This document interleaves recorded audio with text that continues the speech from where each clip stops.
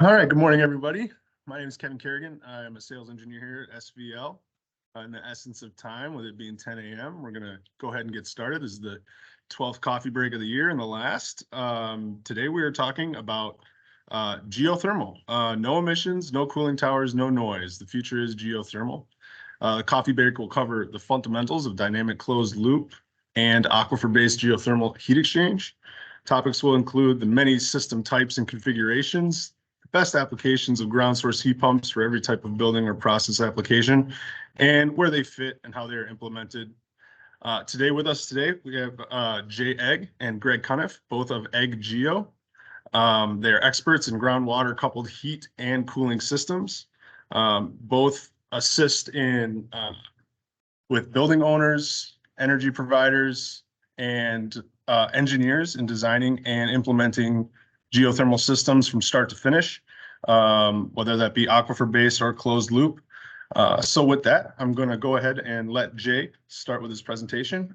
We will monitor questions as they come in through the messenger board and implement them where they fit. So thanks and enjoy. Well, thank you so much, Kevin, and thank you, SVL. So as Kevin talked about, I love that he mentioned quiet systems and removing cooling towers, because as you can see, and some of these systems are going into Minnesota as we speak, in Rochester and downtown. The systems, and we're going to go back to the beginning a little bit in the subsequent slides and build on it. But as you can see, whether it's data centers, mixed use buildings, whatever, there's a reason there are no cooling towers indicated on here. Anything that produces heat puts heat into the system for other buildings to use in a thermal energy network. What we're going to be talking about today is fundamentally a couple of different aquifer-based options. And as you can see, this would be a process energy recovery station that does a lot of different energy recovery, but you can see the primary source for this is groundwater in the abundant aquifers you have in Minnesota and many places throughout the United States. And this is what provides the heat for a system and also the heat sink for a system.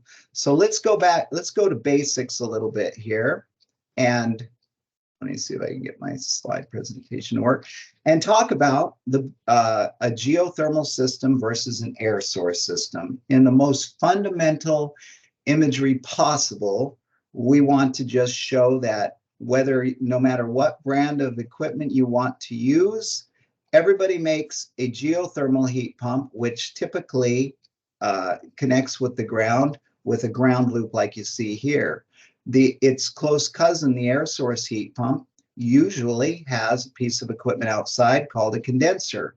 And everything we're going to talk about is built on that. But it's important to note, these outside condensers, these extra disconnects, they add to the complexity of a system, where in a geothermal system, it is quite simply much more simple to use and simple to maintain. We're going to go into as we talked about, the aquifer-based systems, which are very close to the cousins, the closed loop systems.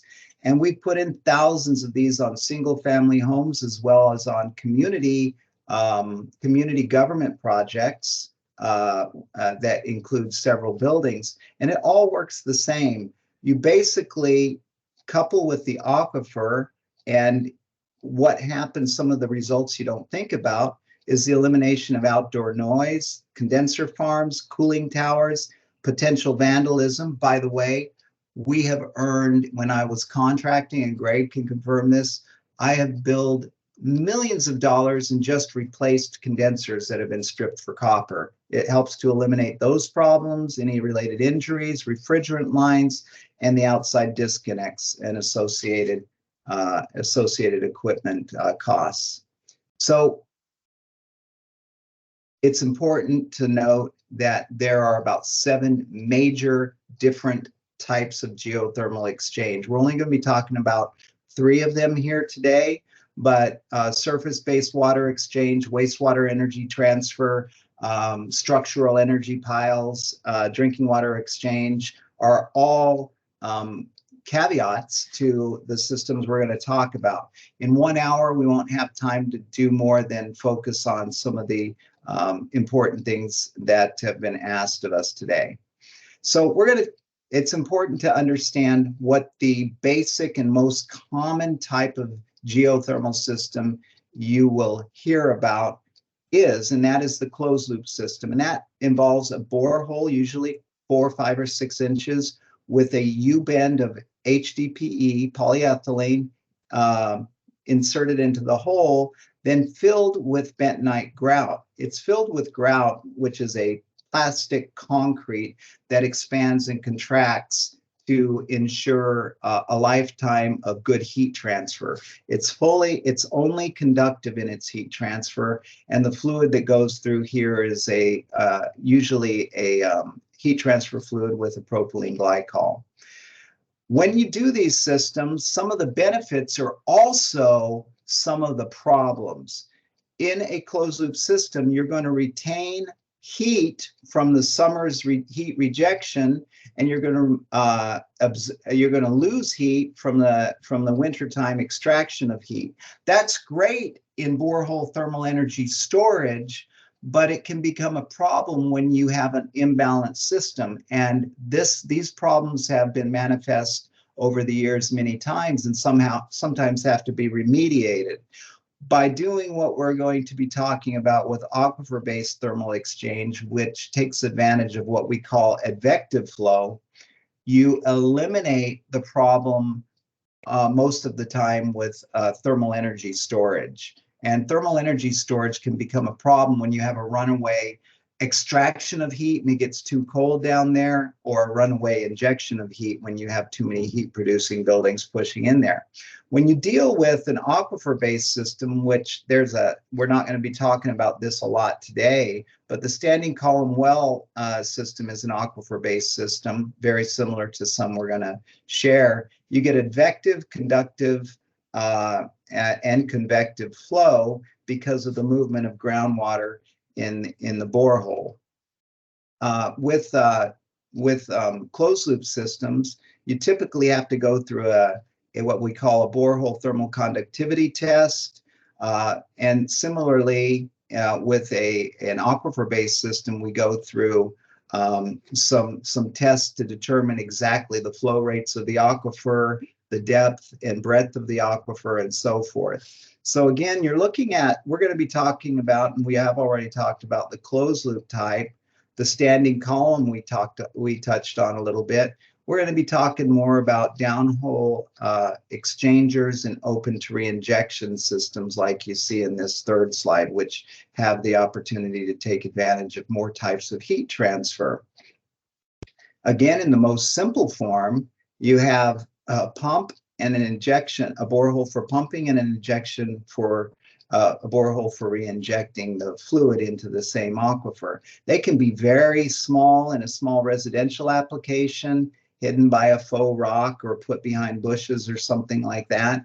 The well spec is very carefully designed by our team based on local aquifers and can vary dramatically from space to space, especially when the groundwater flows are very critical for the heat transfer of the building to be properly handled. Hydrogeology involves studying the many different aquifers you have under you. If you don't know, there's a superficial aquifer, there's a confining layer, there's a drinking water aquifer, another confining layer, and we have the opportunity to suggest using whichever aquifer is best suited for your application, working with local regulatory authorities and handling all of the permitting and difficulties that sometimes can be involved in that. So when you tie in a building with a typical geothermal application, such as you see here, the nice thing is you can, whether you're dealing with a building that has a central energy plant or a building that has distributed heat pumps, anything that is water source can be tied into one of these systems. And as we all know, if you think about chillers, chiller heat pumps, standard heat pumps for commercial applications, they all work for these systems. By the way, these heat pumps that we use for geothermal applications are a little different in their ratings from water source heat pumps that are used with cooling towers and boilers. These heat pumps are called extended range heat pumps and can handle incoming water temperatures below freezing, obviously using heat transfer fluids, and above 110 degrees Fahrenheit, and still operate within their ARI specifications. So when you look at this, this is an example application for a large municipal government center that has the 911 center, the police station, the morgue, and many other buildings for use by the government officials in Pinellas County, Florida. This is one of our first larger projects that involved 3 supply wells and 4 return wells, and you can see their GIS located on this map.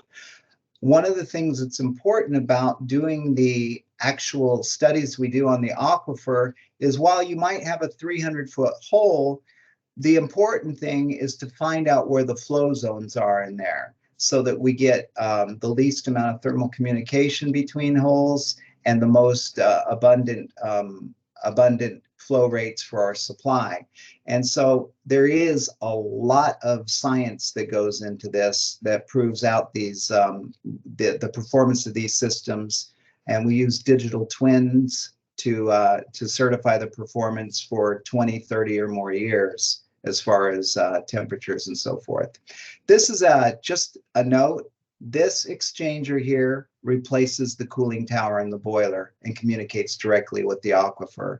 And that is going to be something you're going to really appreciate, because the amount of maintenance and noise and chemicals that go into maintaining a cooling tower are just something we've become used to, but are not necessary anymore, especially with the government offering so many robust incentives to go with this type of system.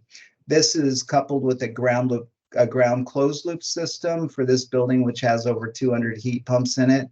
And this is the central circulators. This is a groundwater system connected to a central energy plant here. So whatever you're looking for, whether it's distributed heat pumps or a central energy plant or a combination of both, you're going to be good to go.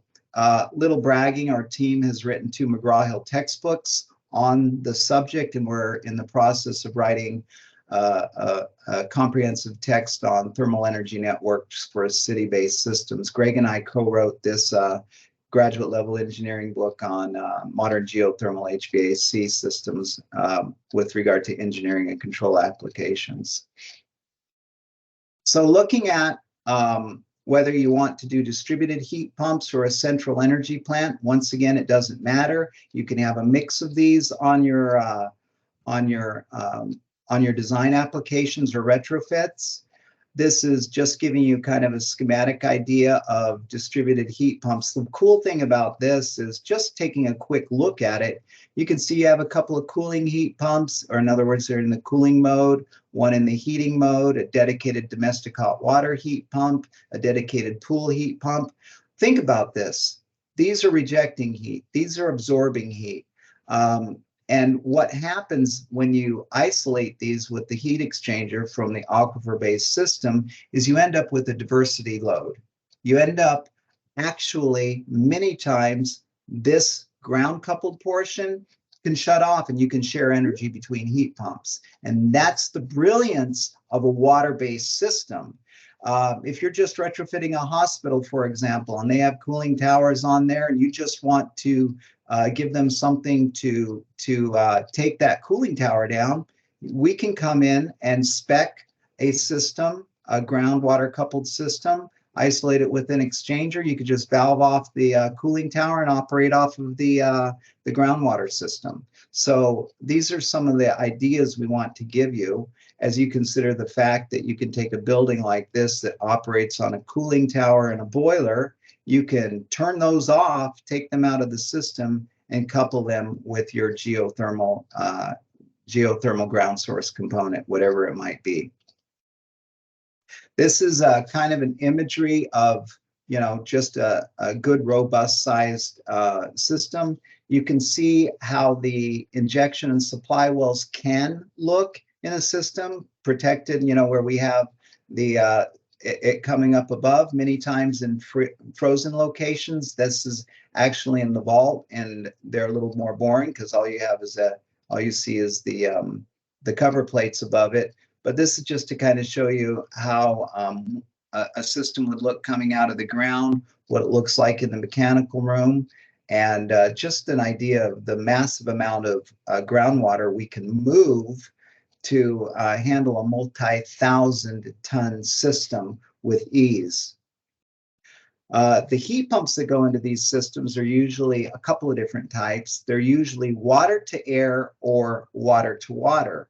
The water to air obviously is just like you see here, a water source system that provides chilled or heated air to the occupants. Of course, any variation of those systems, they're all available, whether it's a horizontal unit for between the floors, modular units like you're used to seeing in hotels or apartments, stackable units like you're used to seeing in Marriott hotels and the like. These are dedicated pool heat pumps, dedicated domestic hot water heat pumps, or for radiant heating and cooling. And so these would be water to water variety heat pumps. And of course, these are water to air. An example, just to give an idea for those watching, of a system, of the robust and longevity of a system, is a Tampa church we discovered by accident in downtown Tampa when they called us in 2013 and said that they thought that their geothermal source system had failed. And they indeed had two wells, a supply well and an injection well, that had been installed in 1949 when they first put in their air conditioning system in this 1909 building. And what had happened is when we got there to check it out, we found out that the wells were in great shape, and all we needed to do was replace the chiller with a couple of new heat pumps, and they were back off to the races, probably for another, however long these heat pumps will last, which is typically, because they're all inside, instead of 12 to 15 years like air source heat pumps, you're looking at more like 27 to 30 or 40 years, according to the DOE. The story of heat pumps like this that last 40 or 50 years is quite long, we're finding out as we're going through the industry. So what do you get with this? You get a happy bunch of tradesmen, apparently. No cooling towers, no outdoor condensers, low ambient loads, even in the middle of the summer, in the middle of the winter, elimination of outdoor noise. And we talked about vandalism, elimination of the potential for storm damage. And of course, the biggest thing going, decarbonization, getting the fossil fuel-based systems out of the picture. So whether you're dealing with commercial projects like you see here, or large networks, you're going to be able to find a solution that works for you. This is an example of a community with a couple of towers and a clubhouse and pools, similar to what you might have in a large resort. And as you can see, these exchangers here, rated for 3,500 tons, they eliminate the cooling towers and the boilers. Once again, they provide all of the heat transfer needed for heating the pools, all of the individual apartments in the common areas. We were allowed to talk about this because this is now owned by the Nature Conservancy, even though we've done a lot of work for major entertainment venues such as Disney World. They don't like to talk about it, and we're under NDA, but we can just point out this 26-year-old Disney Wilderness Preserve, which is basically a classroom STEM study area near the Walt Disney World in Florida. It's been on a groundwater coupled system for 26 years. And the nice thing about putting these systems in is if you want to put more capacity, you don't have to drill a bunch of new wells. Oftentimes, you can just put a larger pump in as they need additional capacity and put additions onto the school like they were doing here. Just put in additional heat pumps and put in a larger submersible pump, and sometimes you'll be off to the races without much at all. Okay, let's talk about the different types of exchangers we're here to talk about today for aquifer-based thermal energy exchange. We talked about closed loop here, and here's a nice pictorial of that. We've talked about open loop here, but there's another type that's not so well known that's called the downhole exchanger. There are companies called Dynamic Closed Loop and Darcy that provide these downhole exchangers, and they are a really good solution when you get into the 50 ton-ish range, because one borehole about 12 or 16 inches and a downhole exchanger, which is essentially like putting a shell and tube exchanger down the hole, is all you need to do this single hole application. And the way it works, and you can see the arrows here, this is the this in the center is basically the shell and tube exchanger that's inserted in the borehole down below the surface of the water. And there is a submersible pump below that that takes in water through slots from the aquifer, which it's fully immersed in, pushes it through the shell and tube exchanger, and it ejects the water out slots toward the top of the aquifer. What that forces the water to do is mix with everything going on in the aquifer and provides a tremendously increased capacity per borehole, where typically per borehole, when you do closed loop, you get 1 or 2 tons. Like we said, you can get up to 50 tons of heat transfer for one of these boreholes using a downhole exchanger for heating. The important part to note here is that this is closed loop. It literally, the heat transfer fluid runs down there under pressure, comes back, and it operates as if it's a closed loop borehole like this. But the tremendous benefit is that you get 25 to 50 times the energy capacity per borehole. Now, let me make it clear, I'm not trying to pretend like one of these boreholes, which may cost $5,000 or $6,000 per borehole for a closed loop borehole, is not going to be the same as one of these boreholes, because they're not going to be 5 or 6 inches, they're going to be 12 or 16 inches. And then you've got all these components down there, which is going to drive the cost up to, quite a bit more. It depends on the application, but we're seeing these finished prices come in at couple 300,000 per borehole, where these can be much less. So what we're going to do a little bit later is give a kind of a breakdown of the costs of these per ton, which will give you some good takeaways to bring home. So when we do an aquifer-based system, you can see nationally what the temperatures of the aquifers are throughout the United States.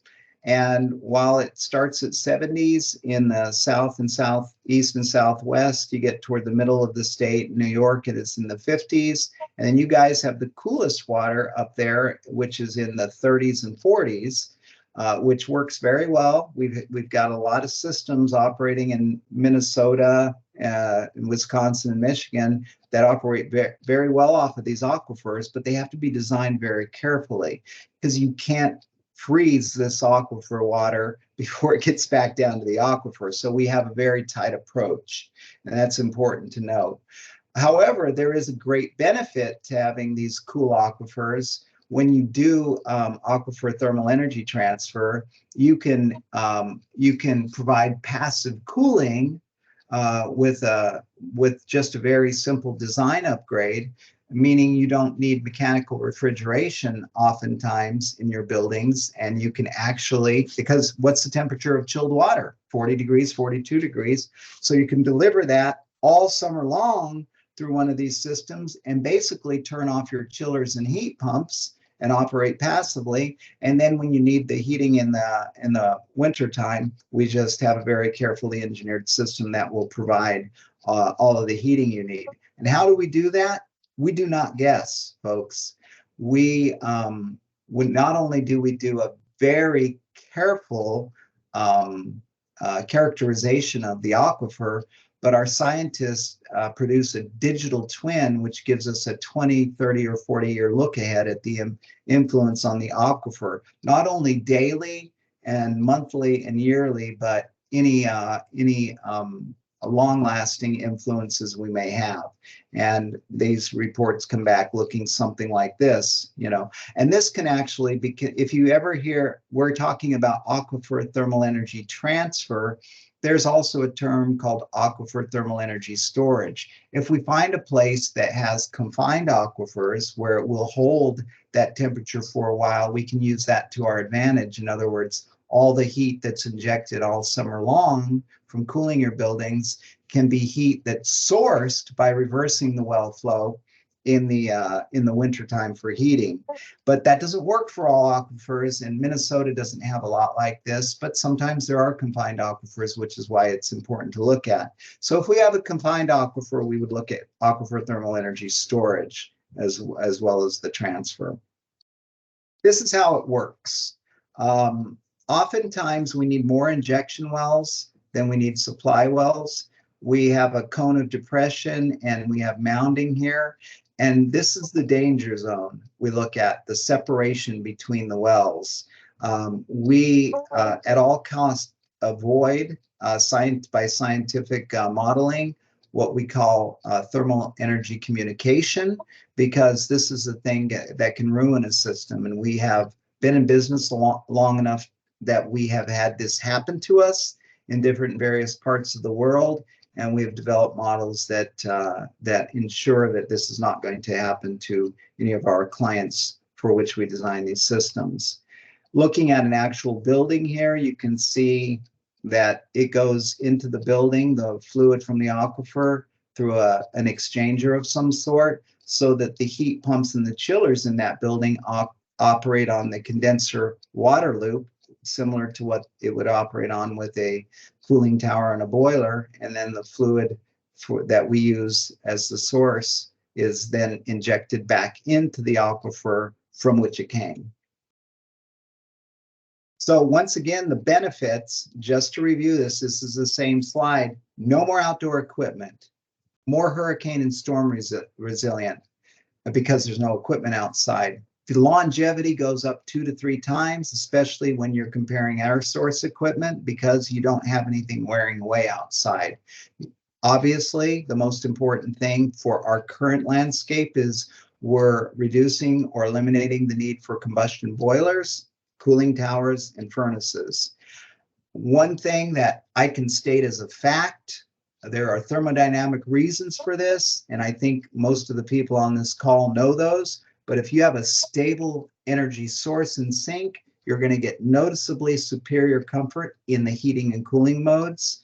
You will end up with a building that has remarkable system efficiency with standard equipment, talking about heat pump and chillers and so forth. This is all standard equipment, folks. It costs the same as any other garden variety heat pump. It's just water source. So you have standard equipment pricing once the infrastructure's in. And then thermal energy networks, wells and piping are permanent infrastructure, just like a drinking water system, just like the wastewater systems. I'm going to pause, and because if I were coming new into this industry, I'd be saying, why in heaven's name are we doing this? What is wrong with just doing air source heat pump equipment? And this is what's wrong. And this is what the federal government and world governments realize. There are hundreds and hundreds of such reports and white papers, as you're going to see here. on this analysis with which Greg was involved, but it was done by ASHRAE on the ASHRAE building, where they had first floor air source heat pumps and second floor geothermal heat pumps. And as you can see in the summertime here, yeah, of course, the geothermal heat pumps have a cooler heat sink, so they're going to perform more energy efficient than the air source heat pumps. But here's where the difference is made. In November, December, January, February, March, the air source heat pumps are screaming in demand because they're fighting against those cold outdoor temperatures. Meanwhile, and this is really important to notice, the geothermal heat pumps not only are using less energy by a large margin, they're using less energy than they were in the summertime.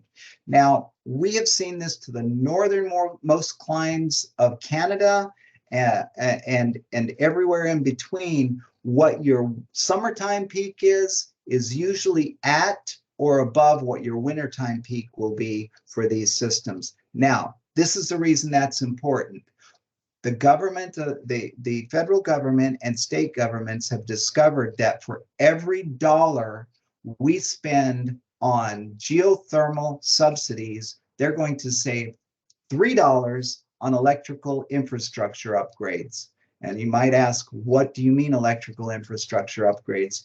If we willy-nilly put in air source heat pumps, we're going to need 2 to 3 times the electrical capacity that we have now. That's a disaster. That's a multi-trillion-dollar disaster that the federal government is trying to avoid. So that is very important for everybody to just understand what got us here.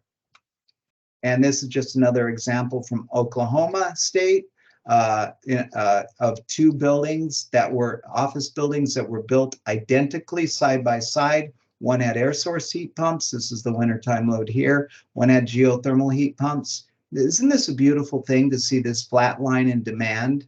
This is peak demand, by the way, as opposed to total kilowatt usage. But the peak demand is just drastically dropped.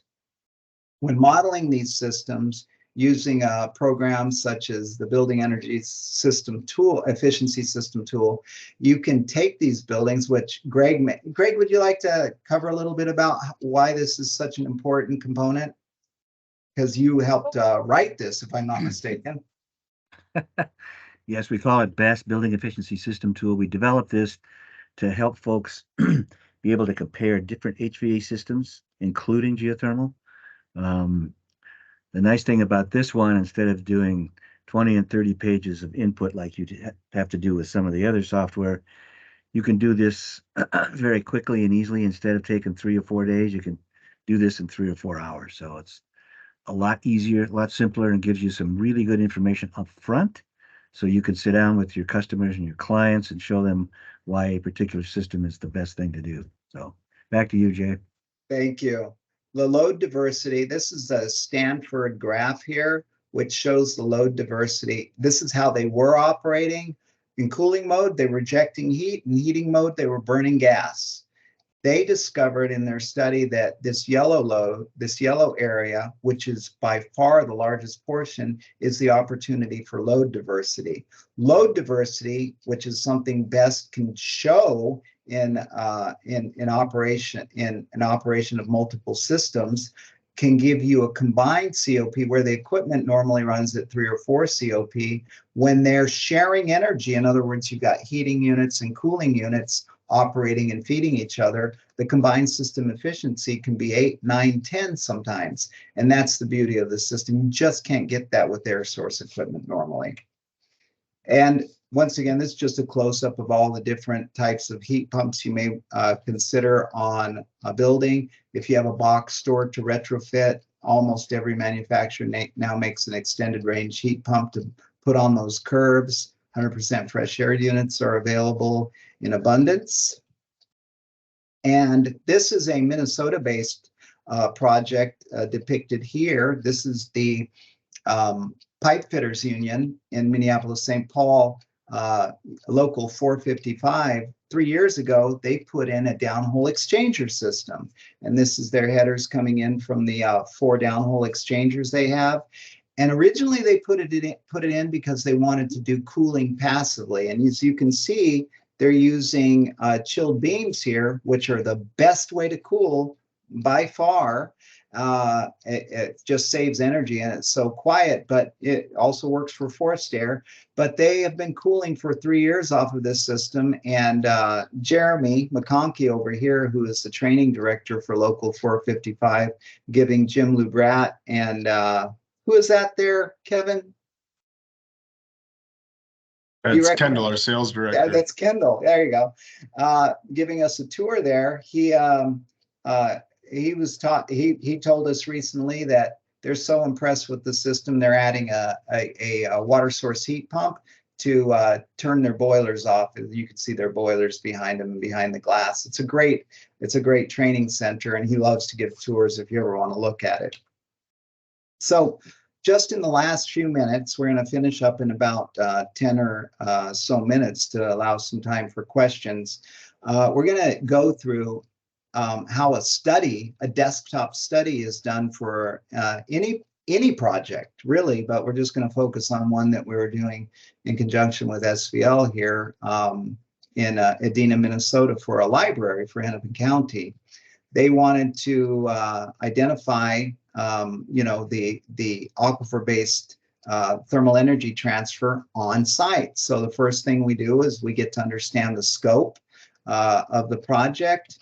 Our hydrogeologists and engineers get busy and they put together a summary of findings that really delineates exactly what the aquifer conditions are at that pinpoint. They they find the site, they find the USGS data, they look at, and these are different aquifers that we could draw from.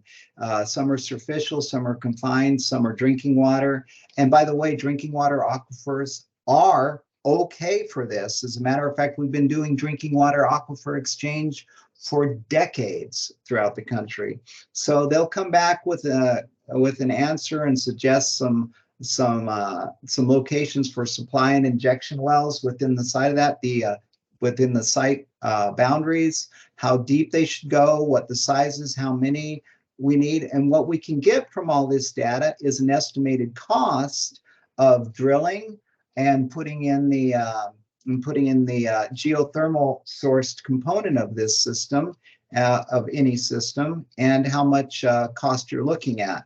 And that's the point of this. So these reports are usually about 15, 20 pages and pretty much have a great executive summary to give you the information you need. Jay? Yes. This is a point of information. We've done the studies, looked at the data, but to confirm all this, we're going to end up doing a test well that will verify what the report has said. So yes. Thank you, Greg. And that is almost, especially when you're dealing with if we know for certain and it's a small project, you might not need it, but on some of our larger projects, test well is always recommended so we can get exact specifications for the drillers. One of the things about drillers, and I appreciate Greg bringing that up, is if you tell them you want 1,000 gallons a minute, they'll sell you an insurance policy. That means they'll give you a price for their well that covers all the mistakes they might make. But when we do it, we give them a spec because we already know what's there, and it significantly reduces the cost of the well driller's price on that system. When do you usually recommend that they do that test well? That as soon as they accept the estimated pricing that comes from our desktop scoping study, and they say, yeah, let's move forward, we'll say, well, let's do a test well to confirm these findings and then move forward. So there's the desktop scoping study, recommendation for a test well if it's a larger project especially, and then we develop our final well specs off of that. All right, so the IRA and the ITC and most of you probably know about this, but the geothermal component is flipping huge. They have 165 billion allocated for just clean energy tax credits. And within that, these tax exempt owners can receive, that's the difference from before, can receive a direct payment. So if you're dealing with a school or any other .org, the government has now let loose with the purse strings, and they will pay them to do it. And how much will they pay them? It depends on where you are. If it's less than a megawatt and or more than a megawatt, you have to use union labor to get the extra 10% over a megawatt, which can get you 50% on a system if you use domestic product. If you're on tribal lands, you can get another 10% up to 60%. Now, what does that cover?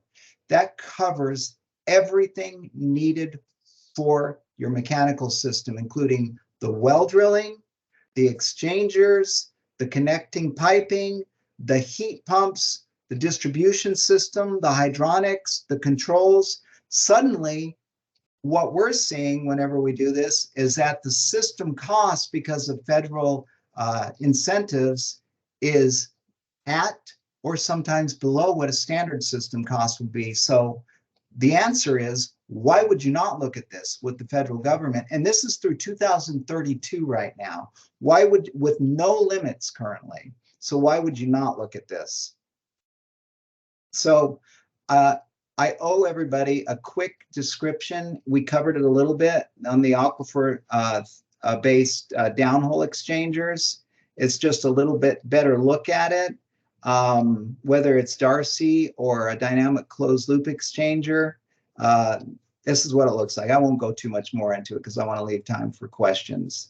That's what a downhole probe looks like. This is actually 10 feet tall. This is the closed loop connections for the heat pump side. And down below it, you can kind of see it here. You would have a submersible pump, which isn't shown, which goes down below it, forces water through this exchanger and provides that enhanced capability of aquifer-based exchange. This is just another drawing that shows a distribution system for an apartment complex with a clubhouse and some of the modeling that was done for that, which we showed in an earlier slide. So sometimes people ask, well, you know, it's always the what ifs. Well, what if somebody cuts the line? What if we lose power? It's all the same questions with a standard HVAC system. If somebody cut your refrigerant line, if somebody cut your condenser water line, you fix it. If you don't have power, you turn on the backup generator, or you don't. If you don't have power, you wait till the power comes up. I bring that up because it's asked almost every time. The same incidents that cause any system to go down can cause this. And you may ask, well, what about the well pump? It's no different than a fan on a cooling tower. If the well pump goes down, you pull it up with a gantry or a truck. In one day, a new well pump is put in. Usually you have a backup if it's a larger system. In other words, meaning another well, because there's usually more than one supply well on large systems. And similar to a cooling tower, if you got to get it repaired, you call in the service company. A day later, hopefully you're up and running. Now, I'd like to give Kevin a chance to talk about an amazing new exchanger we've started speccing. High K heat exchanger is an amazing heat exchanger. It enables you to get the performance of a plate frame heat exchanger with a 1 to 3 degree approach, while getting the serviceability of a shell and tube heat exchanger, the ability to isolate different components of your shell and tube heat exchanger to keep it online, or keep your system online while you have the capability of maintaining one portion of that heat exchanger that is isolated. Manufactured right here in the United States, right out of Milwaukee, and a number of local installations. We see this as being a game changer for the geothermal install base here locally, and gives you the capability of knowing you can maintain your equipment in a timely fashion while still staying online. And look at these Victaulic connections at the end. It makes it very easy to just pop those off, isolate it, pop those off, rot it out, and be back in business. That's what's so novel about this. You can see that Victaulic connector right there, compared to hundreds of plates which have to be matched perfectly. The gaskets, it's, you know, you usually hire a service to do that, but it's still such a belabored exercise. So here's the slide we promised. This is what we've seen on average nationwide with these three main systems we're talking about. Your closed loop vertical systems end up at $9,000 to $11,000 per ton. Your downhole exchangers, such as DCL and Darcy, end up at about $7,000 a ton. And your open well pairs, especially, and there's an economy of size or volume there, the bigger you get, the less it costs per ton, but its average is right around $5,000 per ton. So depending on the size, there's a sweet spot for everything. For example, if you only have a couple of tons, closed loop is going to be a great solution. If you're at 50 tons, maybe the downhole is going to be a great solution. But if you're in the hundreds plus to thousands, you're going to want to go with an open well pair or aquifer thermal energy transfer. There is a hiccup presently that we're dealing with the state of Minnesota. There's a 1989 regulation that we're working on these energy networks with Rochester and Mayo right now, and they found a 1989 reg that's put some controversy in the 2015 regs, which are allowing us to do this.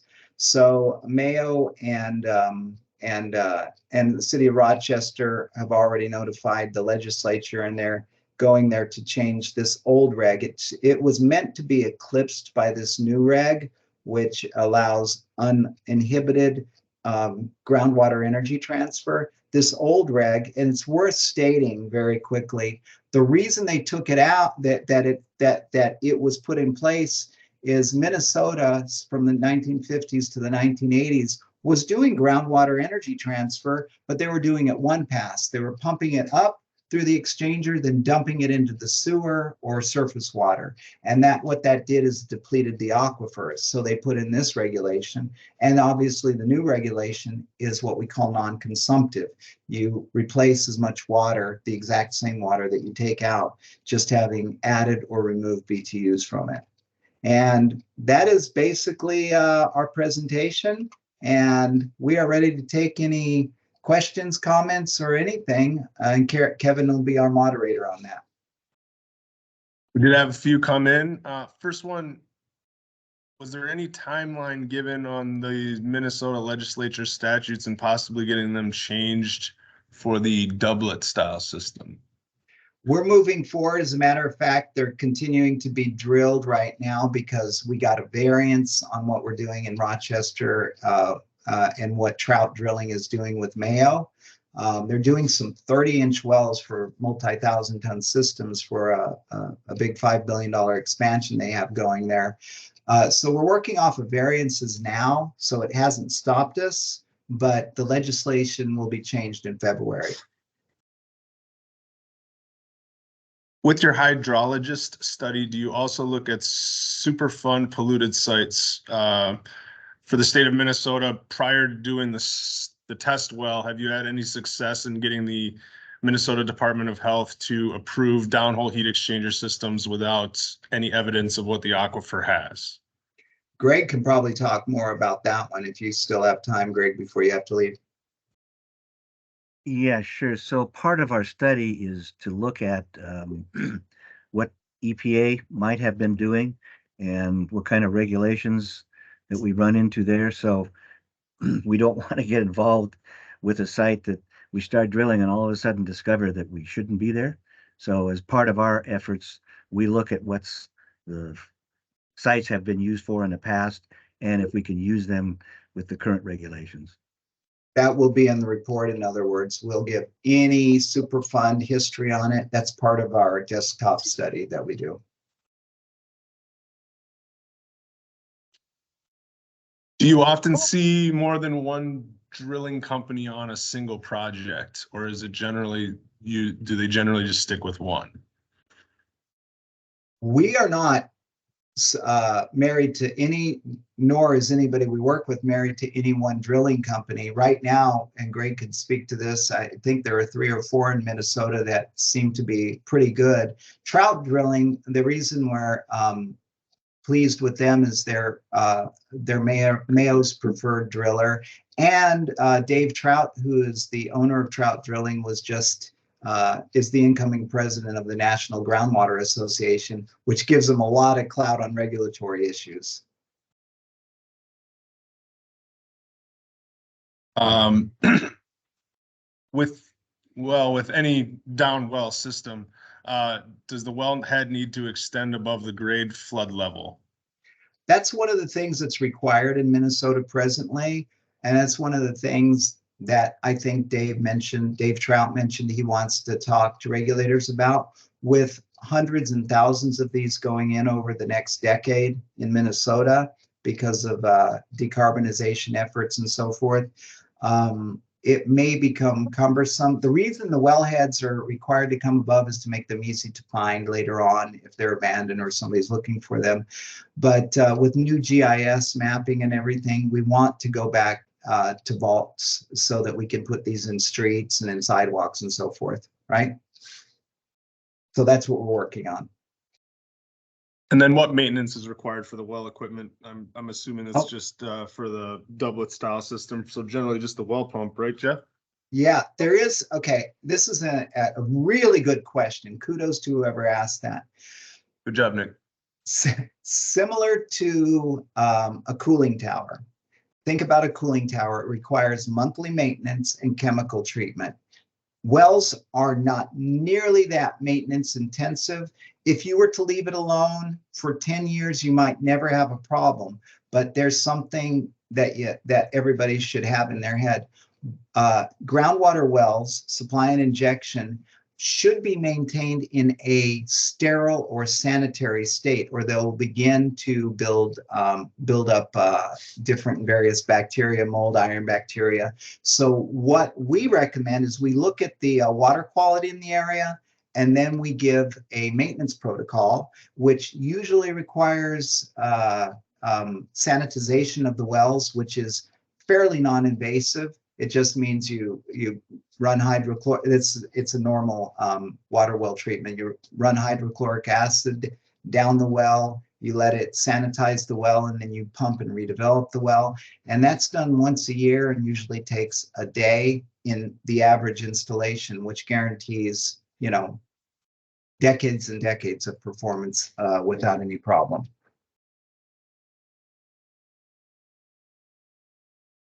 Just working on down the line, what regulatory requirements would drive your proposed well type, whether that be downhole heat exchanger or doublet style? Interestingly enough, the reason I love that question was asked too. You get a little history here. The reason the downhole exchanger was even developed was because of that 1989 regulation that said you couldn't pump water out of the hole anymore, because that was the easiest way for them to keep people from pumping water from the aquifer and dumping it into the sewer, right? So the regulatory issues necessitated the development of a downhole exchanger. And that was spearheaded right there, at least domestically, right there in Minnesota by Darcy. It was a product that came out of the University of Minnesota. So as far as regulatory now, based on what we just talked about, it is not a regulatory issue anymore, except for that, little thing that we're trying to get fixed with the new regulation eclipsing the old regulation. So the only choice will be after February of next year is which design type gives you the best bang for your buck. One of the things about a downhole exchanger is it's going to glide in temperature in the winter, and when you need heat the most, we're going to have the hardest time extracting heat out of that. It's going to require quite a bit more GPM than a well doublet in order to do that, because even though we're moving a lot of water in the aquifer, you're going to have some glide in that local area. In other words, a 37 or 40 degree aquifer is going to come dangerously close to freezing. We'll keep you out of that danger zone with our recommendations. We won't let you get into a danger zone, but that's one of the considerations. Jay, Yes.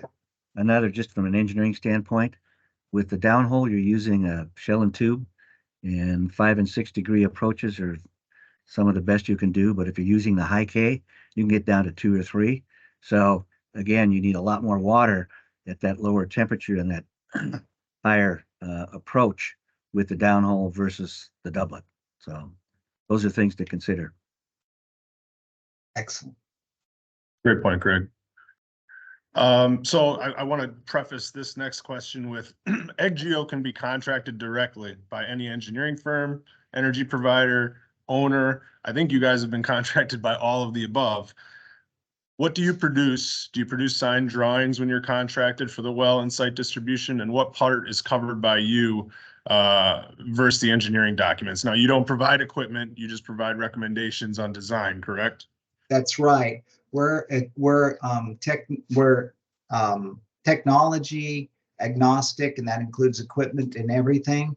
We work with everyone from the federal government to state governments. Right now, we're working for the city of Rochester, for example. So whoever wants the work done, we can do it for them. We operate very effectively as quietly behind you. Nobody even needs to know we're supporting you.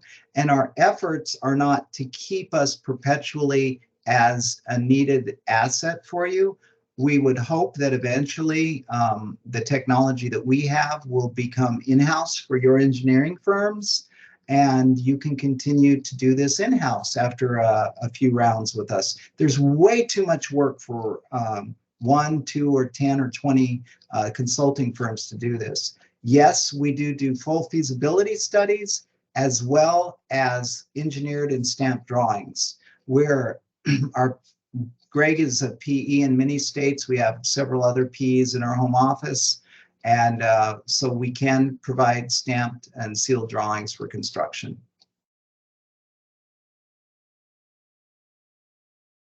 Is the cost, well, this is kind of an open-ended question. Is the cost inclusive of the central equipment or just the well? So, and I'll preface this, in other parts of the country, we generally see the feasibility study and the test well component contracted separately, and then the welling contracted separately and directly, and then the HVAC equipment obviously purchased through the HVAC providers. It's only in our local territory in the last year that we've seen it all lumped together. Can you echo that, Jay? Yes, especially with, one of the things that has been a concern with Darcy, who's got a lot of these going in, is they have a package that is a little bit hard to penetrate and see what the well drilling costs are, what the exchanger costs are, and everything. All that is laid out on the table. We do everything in broad daylight. It's just like the tabletop assessment of the aquifers. Everything we have is laid on the table. All the direct costs, and that's what's beautiful about it. Since Egg doesn't sell anything except for our time, you go straight to whoever you want to get this, the costs, and there are no markups that you have to deal with that as a result of working with us. You mentioned using the doublet system for residential applications, and that legislature that Jay touched on capped it at 50 GPM for those who didn't know. How large of a system is required for that to be more cost effective than an in-ground closed, like an in-ground heat exchanger or traditional closed loop system?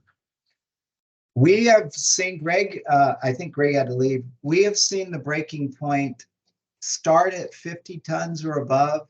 Definitely when you get above 100 tons, it starts to become really, really sensible to start going with an open loop system versus a closed loop. The closed loop will work really well up to 30 or 40 tons, and the ROI starts to degrade significantly after that.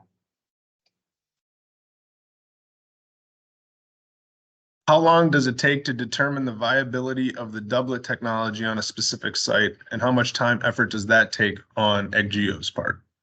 So an average desktop study, we've gotten really good at it. We used to charge $15,000 to $20,000 for a desktop study. They're down around $5,000 or $6,000 now, especially in the state of Minnesota, which gives you all the information you kind of need to go, yeah, this is going to work here.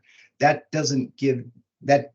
What we would go into next, just like you mentioned there, Kevin, is a full feasibility study where we actually go through and do the test well, and then we lump that. We can put that cost in there, and then give you all a full feasibility study gives you a investment level criteria with all of the CapEx and OpEx that you need provide to the bank or whoever's funding the project or the owners. And to kind of piggyback on that, generally when we're doing the test well on the doublet style system, if we've done the hydrology study and we've got a pretty good idea of what we're looking at from an aquifer system, we'll generally size that test well for what we would be pulling out of that system for however much GPM. That way you're really limiting your capital costs from the front end, knowing what you've got and limiting your penetrations into the ground. Yes, exactly right. When we do this, we have a certain percentage of certainty, which is very high normally. And if we're at all hedging our bets, we may recommend a $15,000-$20,000 split spoon sample well. But 9 times out of 10, we're going to say, no, you can feel pretty confident. We'll send you a well spec as part of the feasibility study, help you go to RFP, get out an RFP for well drillers, get back and select a well driller and do a full size supply well. Yeah. Well, Jay, that covers the questions. I want to thank everybody for their time. Thank you for tuning in, and feel free to reach out to myself, Kevin@svl.com, or your SVL sales representative if you've got any further questions that come up, or if you're looking for any contact information to possibly bounce more questions off Jay. Jay and Greg, even though he's not here anymore, thank you so much for your time. Always appreciated. And I look forward to seeing you soon. Thank you, guys. 120 people on today. You guys are popular. Thank you, everybody. Thanks, Jay.